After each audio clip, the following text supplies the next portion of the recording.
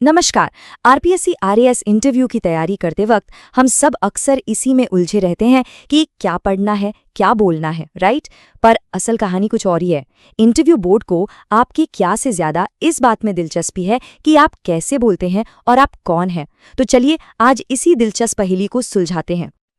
तो सवाल ये उठता है कि अगर ये सिर्फ नॉलेज का टेस्ट नहीं है तो फिर इंटरव्यू बोर्ड क्यों इतने घंटे उम्मीदवारों से बात करता है? आखिर वो ढूंढ क्या रहा है? इसका जवाब ही इस पूरी प्रोसेस का सार है। सीधा सा जवाब है, ये आपके पर्सनालिटी का टेस्ट है।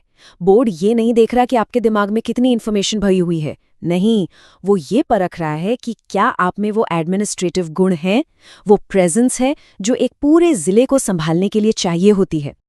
तो चलिए इसको थोड़ा आसान बनाते हैं और 3 हिस्सों में तोड़कर समझते हैं। सबसे पहला हिस्सा है विचारों की परीक्षा, द टेस्ट ऑफ थॉट। ये आप कह सकते हैं एक तरह से आपके दिमाग के अंदर झांकने जैसा है, ये देखने के लिए कि आपकी सोच कितनी ऑर्गेनाइज्ड है, कितनी सुलझी हुई है। इसमें सबसे पहली और शायद सबसे जरूरी चीज है क्लैरिटी ऑफ थॉट, विचारों की स्पष्टता। मतलब अपनी बात को घुमा फिरा कर कहने की जगह सीधे और पॉइंट टू पॉइंट रखने की कला। यकीन मानिए, इंटरव्यू के पहले कुछ मिनटों में ही ये एक गुण आपकी पूरी इमेज बना या बिगाड़ सकता है। चलिए एक एग्जाम्पल लेते हैं। मान लीजिए बोर्ड आपसे पूछता है, राजस्थान में सूखा प्रबंधन की सबसे बड़ी चुनौती क्या है?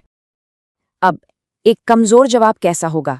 कुछ ऐसा, सर चुनौतियां तो बहुत सारी हैं, पानी की कमी है, सरकार भी कोशिश कर ही रही है। सुना आपने? इसमें कोई दम नहीं है ना?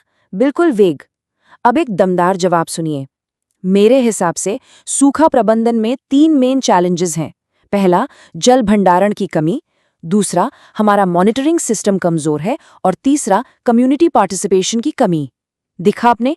फर्क बिल्कुल साफ है। एक जवाब बस टालमटोल कर रहा है और दूसरा सीधा समाधान की तरफ बढ़ रहा है। अच्छा, क्लैरिटी के बाद जो दूसरी चीज आती है वो है बैलेंस्ड ओपिनियन। मतलब आपकी सोच में संतुलन होना चाहिए। देखिए, एक एडमिनिस्ट्रेटर को हर रोज अलग अलग हितों के बीच काम करना पड़ता है, तो बोर्ड को ना कोई एक्सट्रीमिस्ट या एक तरफा सोच वाला इंसान नहीं चाहिए।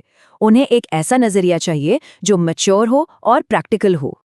जैसे मान लीजिए सवाल आता है, क्या निजी स्कूलों को सख्त सरकारी शुल्क नियंत्रण में लाया जाना चाहिए? अब यहाँ एक बैलेंस जवाब दोनों तरफ देखेगा। कुछ ऐसा, सर फीस पर कंट्रोल तो जरूरी है ताकि पेरेंट्स पर बोझ ना पड़े, लेकिन हमें ये भी देखना होगा कि स्कूल चल पाएं, उनकी क्वालिटी बनी रहे। तो हमें एक बीच का रास्ता निकालना होगा। ये जवाब क्या दिखाता है? ये दिखाता है कि आप किसी एक पक्ष के वकील नहीं हैं, बल्कि आप पूरे सिस्टम के मैनेजर बनने की सोच रखते हैं। और इस सेक्शन का तीसरा और सबसे इंपॉर्टेंट गुण है प्रैक्टिकल सेंस, व्यवहारिक समझ। सीधी सी बात है, बोर्ड को किताबी कीड़े नहीं चाहिए, उन्हें ऐसे लोग चाहिए जिन्हें ग्राउंड रियलिटी पता हो। आपके जवाबों से ये झलकना चाहिए कि आप सिर्फ कागज पर प्लान नहीं बनाते, बल्कि उसे लागू भी करवा सकते हैं। जैसे आपसे पूछा, बेरोजगारी कैसे कम करेंगे? एक वेग जवाब होगा, स्किल डेवलपमेंट बढ़ाएंगे। भाई ये तो एक नारा हो गया, प्लान थोड़ी हुआ। अब एक प्रैक्टिकल जवाब सुनिए। सबसे पहले हम जिले के लोकल इंडस्ट्रीज का एनालिसिस करेंगे कि उन्हें कैसी स्किल चाहिए। फिर उसी के हिसाब से छोटे छोटे माइक्रो स्किल लैब्स और अप्रेंटिसशिप प्रोग्राम शुरू करेंगे। देखा, ये एक ठोस एक्शन ओरिएंटेड प्लान है। तो ये तो हुई विचारों की बात। अब आते हैं दूसरे हिस्से पर, द टेस्ट ऑफ टेम्परामेंट, मतलब स्वभाव की परीक्षा। देखिए, एक अफसर के तौर पर आपका ज्ञान तभी काम का है जब आपका टेम्परामेंट, आपका स्वभाव मजबूत हो। यहाँ बोर्ड आपके कैरेक्टर और आपकी इमोशनल इंटेलिजेंस को चेक करता है। इसमें सबसे पहली चीज है कामनेस एंड कंपोजर, शांति और संयम। बोर्ड कई बार जानबूझकर आपको मुश्किल या उकसाने वाले सवाल फेंकेगा। क्यों? वो बस ये देखना चाहते हैं कि जब असली फील्ड में आप पर भीड़, नेता या मीडिया का प्रेशर होगा, तब आप घबरा तो नहीं जाएंगे, बिखर तो नहीं जाएंगे। जैसे एक क्लासिक प्रेशर टेस्ट क्वेश्चन, अगर मीडिया आपके खिलाफ कोई झूठी खबर छाप दे तो आप क्या करेंगे? अब ऐसी सिचुएशन में गुस्सा करना या डिफेंसिव होना सबसे बड़ी गलती है। सही तरीका है शांत रहना और प्रोसेस को फॉलो करना। आप कह सकते हैं, मैं सबसे पहले फैक्ट्स चेक करूंगा और फिर ऑफिशियल चैनल के जरिए सही जानकारी सामने रखूंगा। ये जवाब आपकी मैच्योरिटी दिखाता है, आपकी बेगुनाही साबित करने की जल्दबाजी नहीं। अगली चीज है ऑनेस्टी एंड इंटेग्रिटी, ईमानदारी। एक बात हमेशा याद रखिए, बोर्ड में जो लोग बैठे हैं उन्हें दशकों का एक्सपीरियंस है। वो किसी भी झूठ या ब्लफ को 1 सेकंड में पकड़ लेंगे। तो अगर आपको किसी सवाल का जवाब नहीं पता तो डोंट वरी, उसे शान से एक्सेप्ट कर लीजिए। ये आपकी कमजोरी नहीं बल्कि आपकी ईमानदारी का सबूत है। और इसके लिए एक बहुत ही अच्छी लाइन है जिसे आप यूज कर सकते हैं। सर, मुझे एग्जैक्ट डेटा तो अभी याद नहीं है, लेकिन इस मुद्दे पर मेरी जो ब्रॉड अंडरस्टैंडिंग है वो मैं शेयर कर सकता हूं। इससे पता चलता है कि आप ईमानदार भी हैं और डिस्कशन से भाग भी नहीं रहे। और ईमानदारी से ही जुड़ा है अगला गुण, ह्यूमिलिटी एंड लर्निंग एटीट्यूड, विनम्रता और सीखने की चाह। बोर्ड ऐसे लोगों को ढूंढ रहा है जो ये मानते हैं कि उन्हें सब कुछ नहीं पता। एक अच्छा एडमिनिस्ट्रेटर हमेशा सीखने के लिए तैयार रहता है, फिर चाहे वो अपने सीनियर से हो या अपने जूनियर से। ये एक लाइन आपकी इस इच्छा को साफ साफ दिखा सकती है। मैं हमेशा बेहतर एडमिनिस्ट्रेटिव प्रैक्टिसेस सीखने और खुद को इम्प्रूव करने के लिए तैयार हूं। इससे बोर्ड को भरोसा होता है कि आप वक्त के साथ आउटडेटेड नहीं होंगे, बल्कि और बेहतर बनते जाएंगे। चलिए अब आते हैं हमारे तीसरे और आखिरी हिस्से पर, द टेस्ट ऑफ डिमीनर, यानी आपके व्यवहार की परीक्षा। यहाँ आपके नॉलेज या टेम्परामेंट की बात नहीं हो रही, यहाँ बात हो रही है आपके बॉडी लैंग्वेज की, आपके बोलने के तरीके की, आपकी ओवरऑल प्रेजेंस की। इसमें पहला गुण है एम्पैथी, सहानुभूति। और यहाँ एक बहुत बड़ा कंफ्यूजन होता है।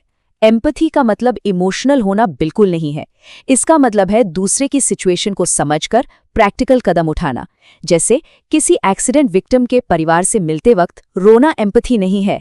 एम्पैथी है शांत रहकर उनकी ज़रूरतें समझना और तुरंत मदद के लिए सही डिपार्टमेंट्स को कोऑर्डिनेट करना। और हमेशा याद रखें, आप क्या कह रहे हैं उससे ज़्यादा इंपॉर्टेंट है कि आप कैसे कह रहे हैं। आपकी टोन कंट्रोल्ड और रिस्पेक्टफुल होनी चाहिए, पर डरी हुई नहीं। बहुत ज्यादा मुस्कुराने से आप नॉन सीरियस लग सकते हैं और एकदम कैजुअल होकर बैठने से आप लापरवाह लग सकते हैं।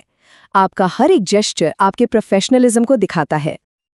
और आखिर में ये सब चीजें मिलकर बनाती हैं आपकी लीडरशिप प्रेजेंस। और ये लीडरशिप चिल्लाने या रौब दिखाने से नहीं आती, ये आती है 4 स्टेप से। पहला, शांति से प्रॉब्लम को सुनना। दूसरा, सिचुएशन में क्लैरिटी लाना। तीसरा, अपनी टीम को गाइड करना। और चौथा, हर प्रेशर में चट्टान की तरह स्टेबल रहना। तो हमने इन तीनों पहलुओं को देखा, विचार, स्वभाव और व्यवहार। अब चलिए इन सब धागों को एक साथ जोड़ते हैं और देखते हैं कि एक सक्सेसफुल कैंडिडेट की पूरी तस्वीर आखिर दिखती कैसी है। तो सार क्या है? सार ये है कि आरएस इंटरव्यू आपके ज्ञान का नहीं, आपके पूरे व्यक्तित्व का इम्तिहान है। बोर्ड ये नहीं देख रहा कि आप कितने स्मार्ट हैं, वो ये देख रहा है कि क्या आप शांत हैं, संतुलित हैं, प्रैक्टिकल हैं और एम्पैथेटिक हैं, क्योंकि यही वो गुण हैं जो एक कामयाब एडमिनिस्ट्रेटर की नींव बनाते हैं। दिन के आखिर में सारे सवालों और जवाबों के बाद बोर्ड के दिमाग में बस एक ही सवाल घूम रहा होता है, क्या ये वो इंसान है जिस पर हम एक पूरे जिले की जिम्मेदारी का भरोसा कर सकते हैं? और आपका पूरा इंटरव्यू शुरू से लेकर आखिर तक बस इसी एक सवाल का जवाब होता है।